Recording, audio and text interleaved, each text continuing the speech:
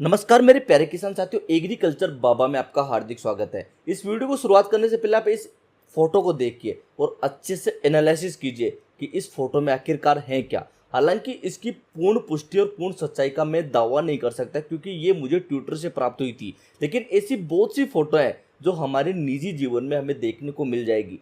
तो आज हम बात करते हैं कि आखिर किसान को जो हमारी गवर्नमेंट होती है, जो हमारे अफसर होते हैं, वो समझते क्या है, इसकी किस प्रकार इज्जत करते हैं और इनको किस प्रकार दौड़ाया जाता है। क्या ये इसके असली हकदार हैं? कि ये अपने जीवन को जो देश के लिए, जो हमारे भारत के लिए समर्पित करते हैं, वो इनको इसका परिणाम मिलता है? तो आज के इस वीडियो में पूर्णतः इस बारे में बात करेंगे। अगर आपने एग्रीकल्चर बाबा को अभी तक सब्सक्राइब नहीं किया है तो सब्सक्राइब कीजिए। अगर आप एक किसान हो तो क्या आप जानते हो आप सरकार को कितना टैक्स देते हो?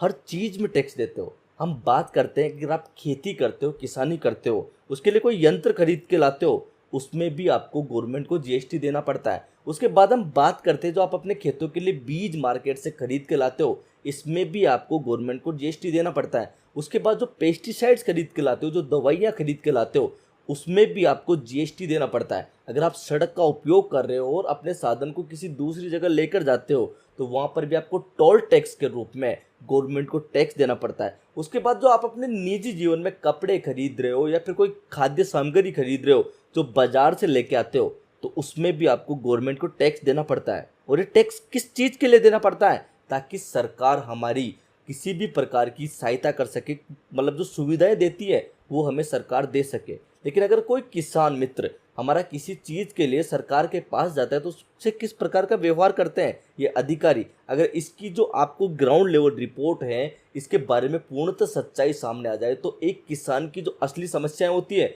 उन्हें जानकर आपकी आंखों में आंसू आ जाएंगे। आज हमारे देश का किसान अगर अपने छोटे से कार्य के लिए भी किसी अधिकारी के पास, किसी ऑफिस में जाता है तो उसके साथ इस प्रकार का व्यवहार किया जाता है जैसे कि कहीं से कोई कचरा नाली में आ गया हो, इसको जल्दी से बाहर निकालो, इसका काम अगर हो रहा है तो करो वरना नहीं हो रहा है तो इसको जल्दी से यहाँ पे निकालो। आखिरकार ऐसा व्यवहार क्यों किया जाता है हमारे किसान के साथ?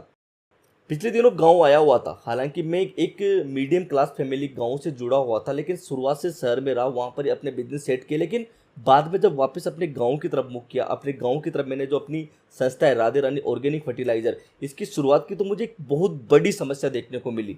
हमारा ट्रांसफार्मर जल गया था। हमारे अच्छे कॉन्टेक्ट थे बिजली विभाग में, इसलिए काम थोड़ा जल्दी जल्दी हो गया। लेकिन मुझे इस चीज़ का पता चला कि अगर हमारे किसी किसान भाई के खेत में ट्रांसफार्मर जल जाता है तो उसको खुद को उसकी कंप्लेन, सबसे पहले तो वो जो लाइनमैन होता है उसको लेकर खेत में जाएगा, फिर उसको वहाँ के फोटो खिंचवाएगा, फिर लाइनमैन के बाद वो अपने जो भी एक्सचेंज होते हैं उनके पास जाएगा, फिर वहाँ से जो डिपार्टमेंट होता है वहाँ पे जाएगा, फिर वहाँ पर उसकी अर्जी लगाएगा, फिर उस वेटिंग लिस्ट को क्लियर होने में कितना टाइम लगेगा ये डिपेंड करता है कि उस किसान में कितनी पावर है, उसका राजनीतिक सपोर्ट कितना है।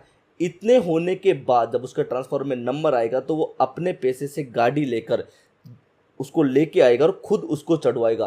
तो इतने दिनों में अगर उसके खेत में जो फसल है चाहे वो जल जाए, इस चीज़ से किसी को कोई फर्क नहीं पड़ता। और अगर ये चीज़ आप मैनुअली छोड़ते हो तो उस किसान को जो वो ट्रांसफार्मर मिलेगा उसमें इतना समय लग जाएगा कि शायद उसकी दूसरी फसल का समय आ जाए।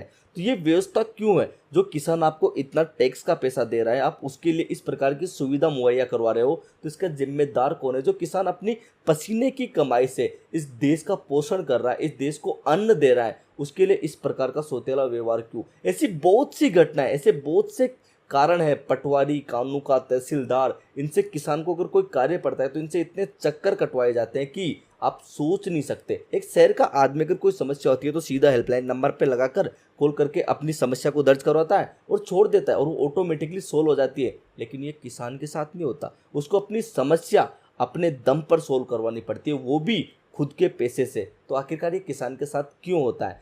मेरी आप लोगों से यही गुजारिश है कि अगर इन सब चीज़ों के लिए आवाज़ उठानी है तो हमें एकजुटता चाहिए, और एग्रीकल्चर बाबा का भी यही मकसद है। हम इनके लिए और बेहतरीन वीडियो आपके लिए आगे लाते रहेंगे, और जेनुअली मुझे कोई ऐसी समस्या लगती है तो मैं आपके सामने जरूर रखूंगा। जय श्री राम।